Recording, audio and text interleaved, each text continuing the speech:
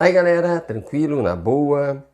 Meu tema de hoje vai ser o egoísmo e o egocentrismo.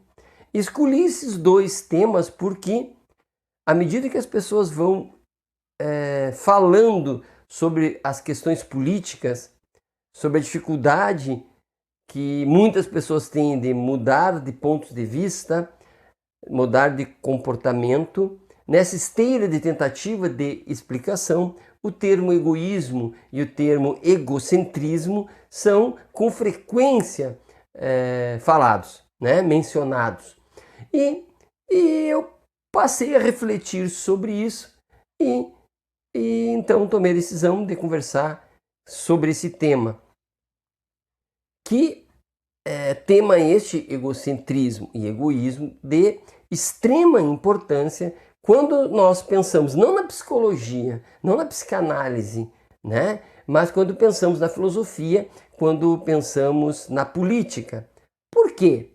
Porque tanto o egocentrismo quanto o egoísmo separam os egos individuais, ou tentam separar os egos dos demais, né? Seja o egocentrismo, eu como centro, seja o egoísmo, eu como sujeito que penso em mim e quero as coisas para mim e milito e faço esforço para que tal aconteça, seja um, seja outro, em graus diferentes, mas eles tendem a separar a minha consciência, privilegiando-a em relação às demais consciências, né?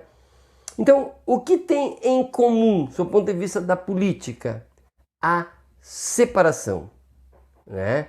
E a valorização do eu em relação aos outros. Eu ia dizer em detrimento, mas quando eu digo em detrimento do outro, aponta mais para o egoísmo do que propriamente ao egocentrismo. Porque podemos levar em consideração que o egocentrismo, ele já foi nosso de origem. Digo isso, nosso de origem, porque quando nós éramos crianças, evidentemente que nós nos pautávamos, né, a partir dos nossos pontos de vista, porque nós, por sermos crianças, até, sei lá, 4, 5, 6 anos, nós não sabíamos muito bem lidar com o outro. O outro era uma novidade para nós, né? Nós estávamos lá, quentinhos, bonitinhos, no útero materno e tivemos que nos acordarmos, né, sujeitos que se relacionam com os outros. Aprender a dividir o brinquedinho, aprender a dividir a mãe, né, aprender a dividir, enfim, a minha existência com a existência do outro, né? Ou seja, a existência do outro é algo complicado e que nós rejeitávamos até determinada idade e até que foi nos imposto a socialização, foi nos imposto a presença do outro, tivemos que negociar com o outro. Seja o outro o meu coleguinha, seja o outro a minha mãe, que me impunha a convivência, me impunha a escola, me impunha o meu irmão, né? E tivemos que negociar a partir de algo imposto. A socialização é imposta, o outro é imposto. E aí tivemos que negociar. Então, o egocentrismo é uma fase natural, né? E o descentramento é algo que vai acontecendo, dependendo da cultura, dependendo, né, das ideologias que nos cercam, que nossa família entende. Então, esse descentramento do ego vai acontecendo de maneira cultural. Entretanto, é necessário que haja o descentramento, né? Se eu ficar centrado em mim e julgar o universo, se eu julgar a realidade a partir somente do meu ponto de vista, né, eu acabo, de certa forma, dizendo que eu sou uma espécie de Deus que posso julgar e, portanto, aqueles que se aproximam do meu modo de entender o mundo serão julgados com benesse, serão julgados como sujeitos bons, né? E aqueles que se afastam como sujeito negativo. Agora, o interessante é que quando eu uso a expressão de um ego centrado, né, é possível que ele se amplie. Né? A depender da nossa socialização, é possível que nós consigamos termos a ideologia X e incorporarmos a Y, termos o valor A e valorarmos com o tempo o B, o C, o D, porque somos sujeitos em crescimento e em desenvolvimento. Quem tiver mais dificuldade em descentrar-se vai acabar tendo uma tendência lógica até, né, uma tendência a se tornar alguém com dificuldade de relacionamento, alguém que julga com extrema facilidade, ao contrário da dificuldade. Ó, dificuldade de relacionamento de um lado, facilidade em julgar o outro, porque afinal o referencial é sempre o mesmo, o que a pessoa pensa.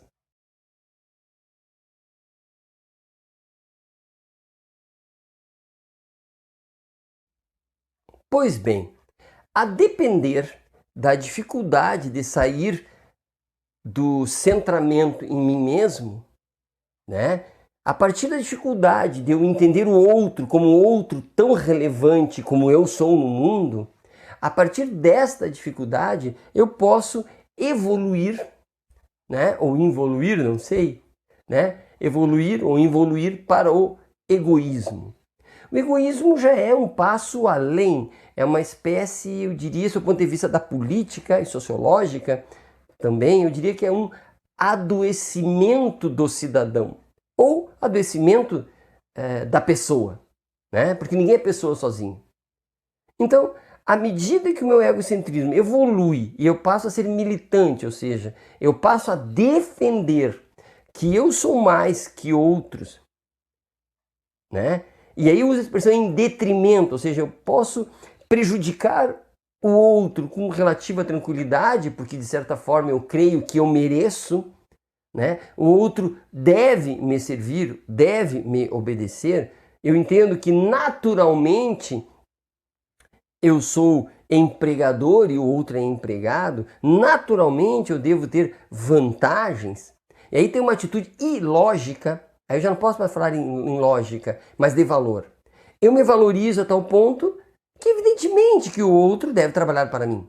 Mas não há lógica, porque eu não consigo argumentar, né? Porque aí há um empobrecimento da questão civilizatória em mim. Eu não consigo viver civilizadamente, né? Por isso que, de certa forma, eu digo que é um adoecimento, porque, evidentemente, que a política se decompõe, né? A vizinhança se decompõe, a cidadania se decompõe, a fraternidade, então, nem se fala. Por quê? Porque eu me ponho de tal forma como o meu norte, eu me ponho como um norte para mim e para todos, a ponto de deixar que pessoas morram, deixar que pessoas se aglomerem para que a minha loja venda, não importa se morrem muitas pessoas, desde que a minha loja continue funcionando. Qual é o problema? Né? É natural que eu, empregador, que tenho uma folha de pagamento e que uso máscara e que me protejo, é natural que eu queira vender. Se alguém morrer, é outra coisa que eu não tenho nada a ver com isso. Percebem?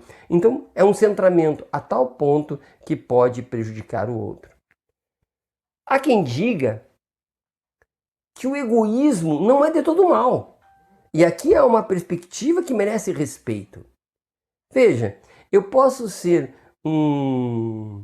uma pessoa que faça o bem para o outro, ou seja, um filantropo, porque eu quero que os outros façam o bem para mim. Eu quero uma sociedade, né, que seja fraterna, porque isso é bom para mim, para o meu egoísmo pleno e puro. É bom que os outros não sejam egoístas. Portanto, né, eu trato bem o meu cliente para que o meu cliente retorne. É possível que eu queira que as pessoas não morram aglomeradas na minha loja para que eu tenha clientes, porque se morrer todo mundo, a minha loja desaparece. Então há quem diga que mesmo o egoísmo teria algo de bom, porque para que haja o meu bem-estar, eu preciso do bem-estar do outro.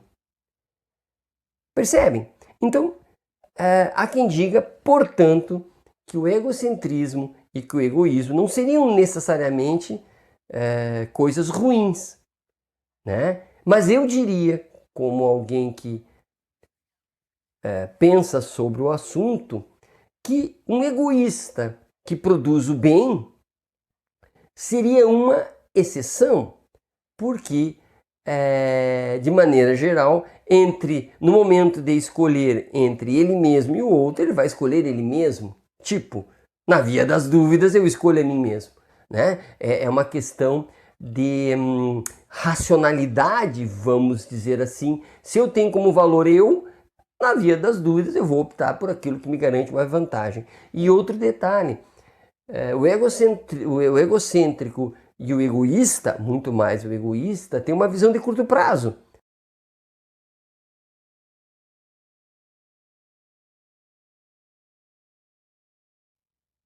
Ele joga dama, né? Respostas a curto prazo, enquanto a sociedade joga xadrez, respostas a longo prazo. Ele opta, o egoísta e o egocêntrico, por respostas mais próximas da sua satisfação imediata. E imagine que, levando em consideração que nós temos X anos de vida, tanto egocêntrico, mas muito mais o egoísta, tem dificuldade de pensar além destes limites temporais.